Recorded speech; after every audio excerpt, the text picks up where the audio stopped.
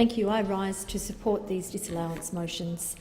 Put simply, these would block the government's attempts to cut income support to the children of veterans. The Australian Greens are resolute in our support for these disallowance motions because we consider it crucial to support veterans and their families. The impact of military service extends far beyond its enormous impact on the Defence Force personnel involved. It has an impact on their spouses, their families, their children. This motion would disallow two instruments: the Veterans Children's Education Scheme Income Support Bonus Repeal Instrument 2014 and the Military Rehabilitation and Compensation Act Education and Training Scheme Income Support Bonus Repeal Determination 2014. These instruments would repeal these schemes which established income support bonuses for certain veterans' children. The Veterans Children's Education Scheme Income Support Bonus Repeal Instrument, the scheme there was for some veterans' children, and an identical support bonus, also worth $211.60 per annum, and intended for unexpected expenses, was paid to recipients of education allowances under the Military Rehabilitation and Compensation Act of 2004. And basically, as we've already heard, these are payments which cost the government only about $260,000 a year. They're payable to a very limited number of students who've met quite high eligibility requirements, who either have veterans' parents who have died during war service or who've qualified for pensions at rates adjusted for their impairment. This amounts to only about 1,240 students across Australia who are eligible for these payments. The payments were introduced in March last year at a cost of $260,000 a year, funded by the mining tax. There's a good rationale for these payments to veterans' children from the Department of Veterans Affairs. They're to help eligible children achieve their full potential in education or career training. On the other hand, the government's rationale for repealing the benefits is that it has decided to repeal the mining tax. Many groups, very understandably, do not consider that to be a good enough rationale, and as we've already heard, the New South Wales State President of the Returned and Services League, Don Rowe, said he was absolutely disgusted by the government's decision.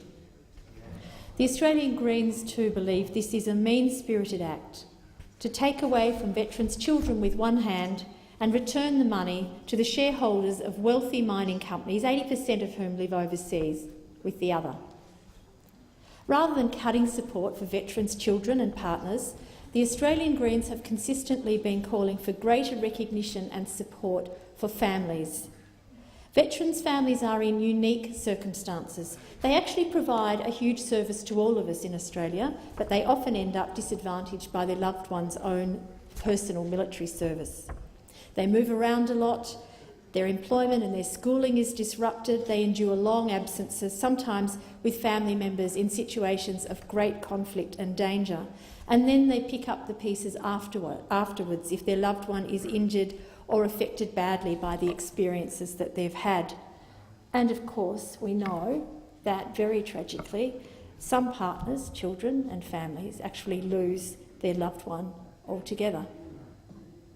So the Australian Greens know that families play a crucial role in caring for veterans, and we want to support them in this. Really, it's as simple as, if we are willing to send people away to serve in conflict on our behalf, it's only right that we treat them fairly and we look after them properly when they return. Military service extends beyond Defence Force personnel to their families, and the Greens are committed to caring for veterans' families. The income support bonuses that would be repealed by these instruments are inexpensive, practical ways to benefit veterans' student children in difficult circumstances. There is no rationale for taking these away. As the Australian Greens spokesperson for Veterans Affairs, I've met extensively with partners and the families of veterans. I've spoken to wives, I've spoken to partners, I've spoken to offspring. And I've heard firsthand many stories about the long-term and debilitating impacts of war and war service. I've heard accounts from myriad sources of veterans suffering for years without diagnosis or treatment, with conditions like post-traumatic stress disorder or other disorders that make life often a misery for them and sometimes for their families. I've heard the accounts of partners who have been disbelieved in the earlier years about the experiences that they were having living with their partners. I've heard about children cowering and hiding sometimes. Walking on eggshells is a phrase I commonly hear because of the debilitating consequences on veterans who return, in some cases, from experiences of high conflict and danger. These accounts are actually alarmingly common. Very often, very frequently, I meet with partners and hear their stories, often heartbreaking stories, stories about partners who've known their veteran partner since before they went to military service, and the changes in personality and the changes in outlook that they've experienced over years since then.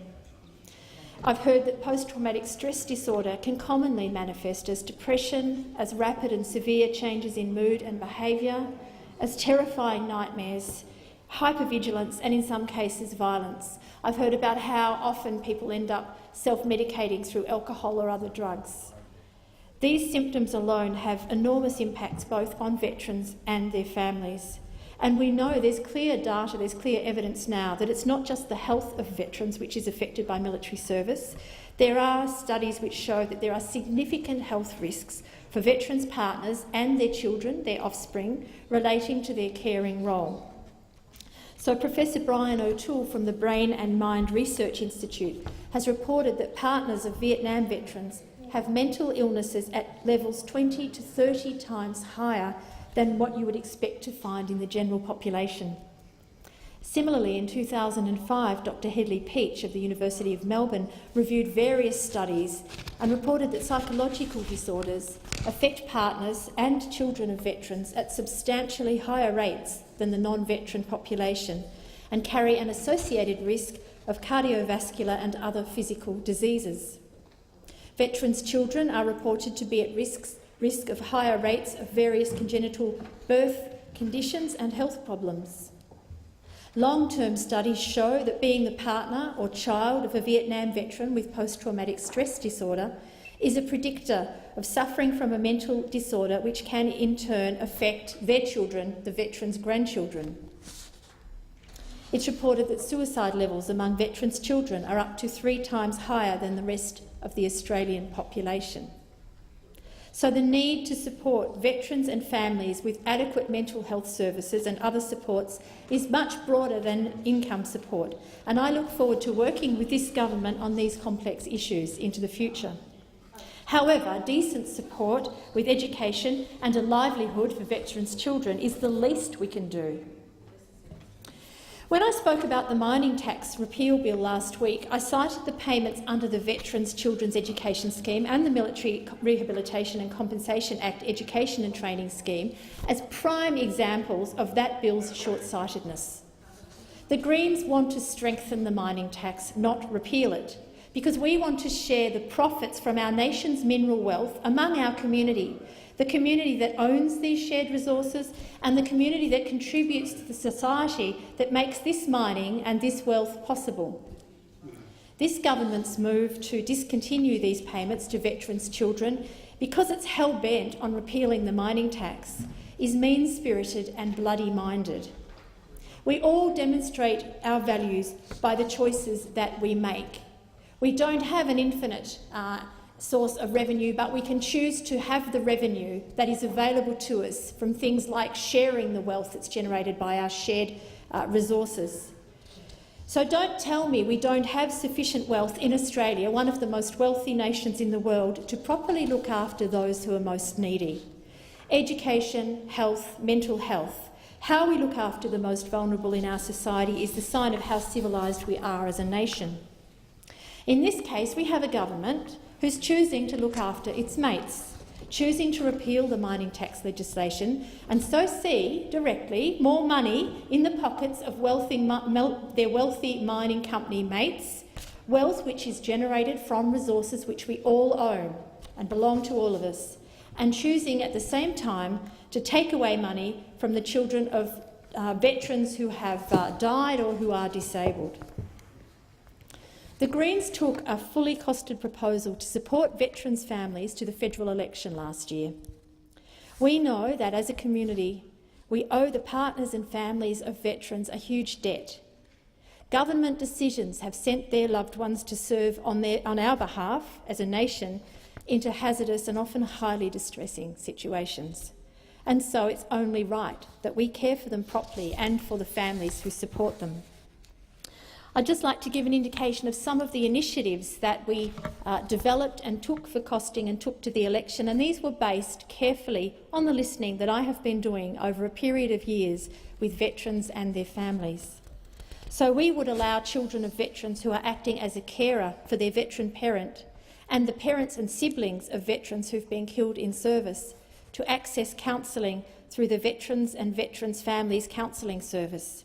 This is a tangible way, the provision of counselling services, a tangible way to support them. We would grant bereavement payments to partners who've separated from their veteran partner where it's established that the veteran's mental ill health played a part in the separation. And this initiative would recognise the unique pressures that veterans' partners experience through living with a veteran, which can affect their lives or their relationship, which is often directly attributable to the military service. Our initiative would have increased funeral benefits under the Veterans Entitlements Act 1986 from $2,000 to $4,000, subject to review every 5 years to keep up with increasing costs.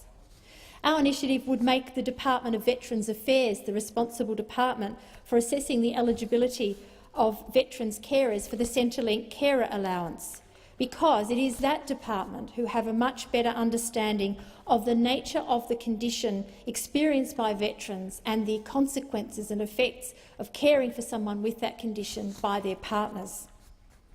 We would change the current situation regarding carer allowance so it is no longer cancelled after the veteran has been hospitalised for 6 weeks, requiring partners and carers to reapply. We would review the carer supplement every 5 years to ensure that the payment is adequate. We would increase the veterans' home care respite services to 260 hours per week, merely 10 hours per fortnight. But I have heard time and time again from partners of veterans that that precious 10 hours looking after a veteran when they often cannot leave the house or leave the house with any certainty that they'll be able to stay away without getting the call that they're required and needed back home, that would give them the chance to go and get a haircut, to go and have a cup of coffee with friends, to see family, to do some shopping. We would also establish and maintain a Jobs for Defence Families website that would actually assist defence families who are often uprooted and moved around, their partners, to find employment with people who have an understanding and a respect for the Defence Forces, so that they can be partnered up or given the opportunity to find out about employers who would make jobs available for them. The nomadic, I suppose, existence in some ways that veterans and partners experience is one of the great pressures on veterans' relationships, I've been told. And we would fund the Defence Community Organisation to provide enhanced induction and support seminars for defence families before their loved one enters defence service and also when they're leaving, so that they can be alerted to the things to look out for and be advised about the programs and the assistances that are available for them. So the Australian Greens oppose the repeal of the mining tax because if it were implemented properly, it would share the wealth from our minerals among the community and it could fund worthy projects and initiatives just like those that I've outlined. And so we are supporting this disallowance motion because it's just not good enough to take away benefits for veterans' children just because this government is intent on repealing the mining tax. On behalf of the Australian Greens, I will continue to advocate to care properly for the people who do military service on our behalf and for the families that support them.